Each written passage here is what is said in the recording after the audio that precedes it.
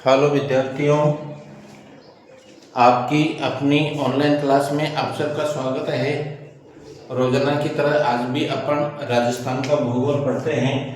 राजस्थान का भूगोल में पिछली क्लास में जैसे अपन ने पढ़ा था कि राजस्थान में वन कितने प्रकार के होते हैं, वनस्पति में उस वनों में कौन कौन सी वनस्पतियां पाई जाती है, कौन सी वनस्पति क्या काम आती है, कौन सी वनस्पति कहाँ पर मिलती है, राजस्थान के कौन से क्षेत्र में उसका पाए जाने का कारण है। ठीक है।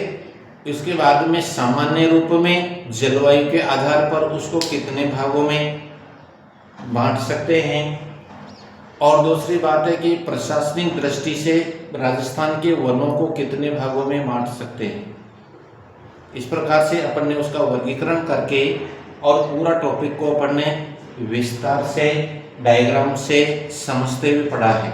ठीक है। आप लोग भी अगर नहीं पढ़ा हो तो उसको पढ़ लेना, समझ लेना डायग्राम से और उसके नोट्स बना लेना। इसके बाद में टॉपिक खत्म होने के बाद में अपन ने उससे संबंधित बनने वाले क्वेश्चनों के बारे में अपन ने चर्चा की, किस प्रकार से क्वेश्चन बन करके आ सकते हैं। तो प्रत्येक टॉपिक के जितने भी क्वेश्चन बन करके आते हैं वे सब मैंने 2-3 क्लासों में अच्छी तरह से समझाते हुए, एक एक चीज को अच्छी तरह से समझाते हुए और उनके क्वेश्चन बनाने की कोशिश की है। और आप भी उन क्वेश्चनों को नोट कर लेना। हो सकता है बहुत सारे क्वेश्चन इसी प्रकार से वापिस बन करके आ जाते हैं। ठीक है। तो क्वेश्चनों को जरूर ध्यान से पढ़ करके, समझ करके और नोट कर लेना। आज अपन नया टॉपिक पढ़ते हैं, राजस्थान के सिंचाई के साधन। सिंचाई के साधनों से संबंधित भी क्वेश्चन आते हैं। राजस्थान में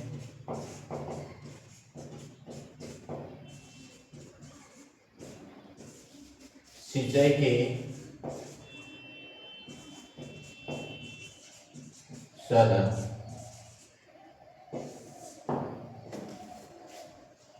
अच्छा, सिंचाई क्या होती है? सबसे पहले तो अपन ने स्टार्टिंग में पढ़ा था, जब इसी बात पर चर्चा करी थी कि जो भी चीज पढ़े उसके बारे में समझ लें कि क्या पढ़ रहे हैं। ठीक है। तो सिंचाई क्या होती है?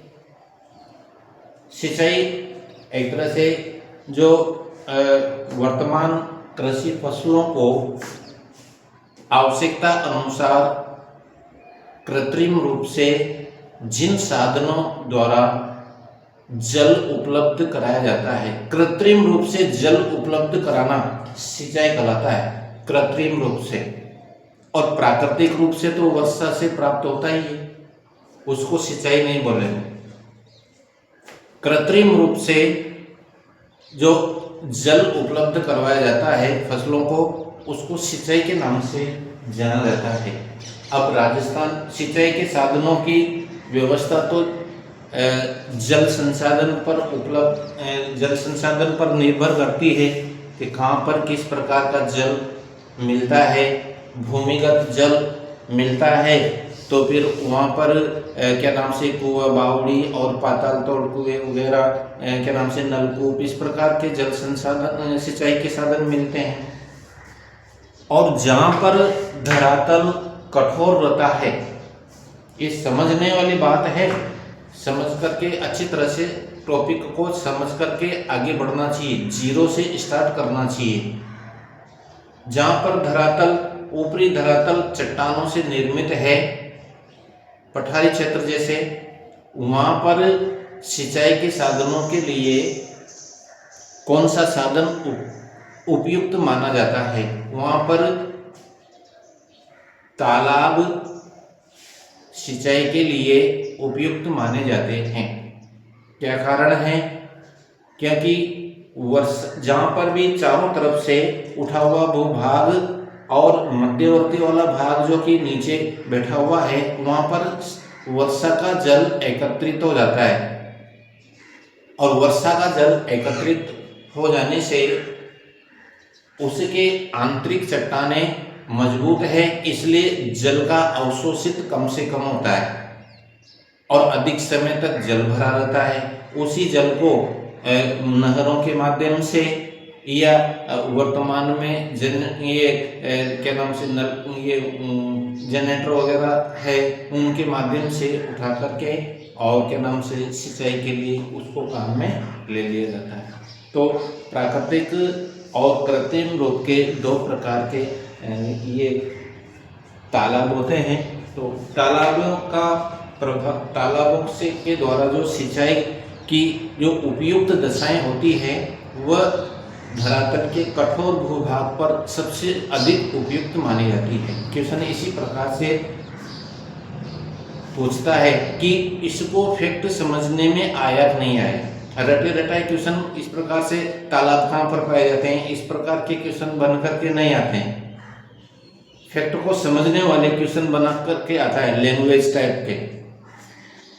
ठीक है, तो इस प्रकार से सिंचाई के साधनों के बारे में, जिन साधनों के द्वारा कृत्रिम सिंचाई के लिए जल उपलब्ध कराया जाता है, उन साधनों को सिंचाई के साधनों के रूप में जाना जाता है।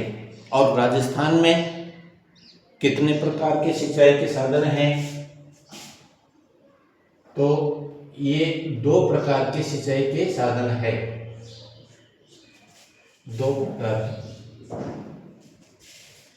पहला है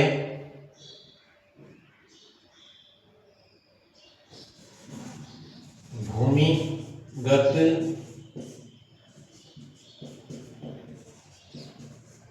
सिंचाई के साधन और दूसरा है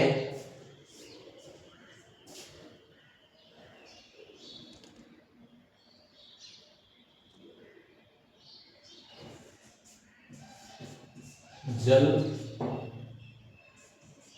संसाधन या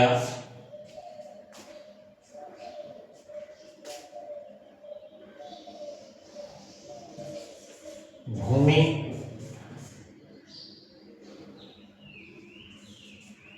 जल संसाधन। ओपन भूमि जल संसाधन ऐसे भी कर सकते हैं, जल संसाधन कर सकते हैं, भूमि जल संसाधन कर सकते हैं। ठीक, यानी कि ओपन रूप में ऊपरी धरातल पर पाए जाने वाले जल संसाधन, और भूमिगत जल संसाधन जिन संसाधनों के द्वारा धरातल के आंतरिक भूगर्भ का जल उपलब्ध प्राप्त होता है, ऐसे जल संसाधनों को भूमिगत जल संसाधनों के रूप में जाना जाता है। तो राजस्थान के में जो सिंचाई के साधन मिलते हैं वो मुख्य रूप से 2 प्रकार से मिलते हैं। सबसे पहले भूमिगत जल संसाधन में कौन कौन से हैं? इनमें है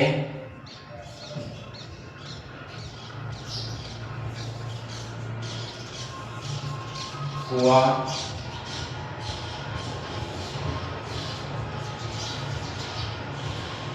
बावड़ी,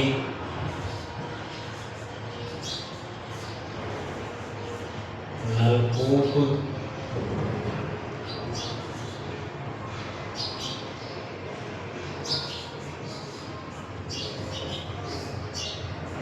पाताल तोड़ कुआं। इस प्रकार के जो भूमिगत धरातल के आंतरिक भूगर्भ से जल उपलब्ध कराए जाते हैं, ये साधन है। इन साधनों के द्वारा आंतरिक जल को अपने सिंचाई के लिए काम में ले सकते हैं, पेयजल आपूर्ति के लिए काम ले सकते हैं और अन्य घरेलू आवश्यकताओं की पूर्ति करने के लिए काम में ले सकते हैं। ऐसे जल संसाधनों को इस प्रकार से बांटा गया है। और जल संसाधनों के रूप में या भूमि जल संसाधनों के रूप में ये कितने प्रकार के होते हैं? जैसे तालाब, दूसरा है नहरें और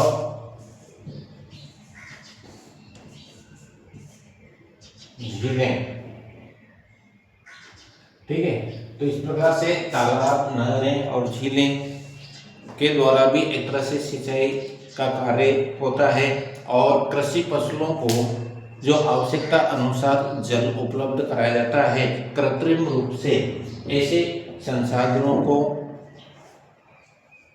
सिंचाई के साधनों के रूप में जाना जाता है।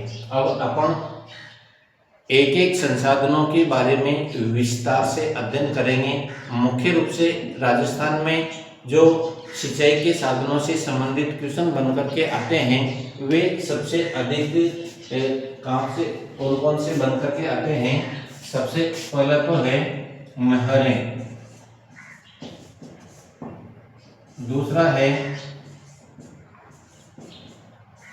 तालाब और तीसरा है नलकूप। ठीक है, तो राजस्थान में नहरें कौन कौन सी है, कहाँ से निकली गई है, कौन सी नदी पर बांध बना हुआ है, नदी घाटी परियोजनाएं कौन कौन सी है।